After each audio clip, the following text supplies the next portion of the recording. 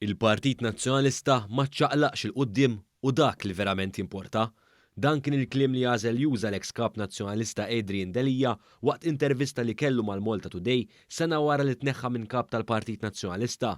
F'intervista mimlija botti lejn it-tmexxija twali tal-establishment li qaċċitu mit-tmexxija, Adrian Delija kien mistoqsi dwar l-aħħar stħarriġ tal-istess gazzetta li juri kif il-Partit Nazzjonalista mhux jagħmel progress mal-elettorat, raġuni ewlenija għaliex huwa nnifsu kien tqaċċat minn kap. Adrian Delija b'mod skiet mal-Malta Today qal li l-partit ma ċċaqlaqx il-qudiem u dak li verament jott. Skont Delija, ir-raġuni wara dan hija l-fatt li sa issa l-Partit Nazzjonalista għadu jħaddan mentalità antika flok ikun umli. Fil-waqt li Delija bħala kandidat nazzjonalista għad attent li ma jattakkax direttament lil Bernard Grech huwa ċċenna trattament tiegħu meta kien fit-tmexxija u kif din ġabet magħha skumdita ma tal-qalba. Dan sempliċiment għax skontu ma kienx wieħed mill-ċoħla antiki.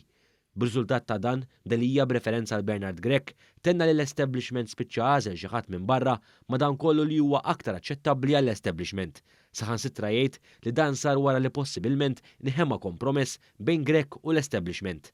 Hawnhekk Delija kompla jiftħilha fil-konfront tal-establishment tal-Partit Nazzjonalista li ma ħallewx jaħdem għal terminu sħiħ. Fil-fatt Delija nirrefera għal partitari nazzjonalisti li vvotawlu sabiex imexxi lill-Partit Nazzjonalista. Fi klimu stess huwa jiddeskrivihom bħala traduti. Dan hekk kif jgħid li huma ma eleġġewx kap għal sentejn jew tlieta iżda għal terminu sħiħ u għalhekk illum huma mweġġejn.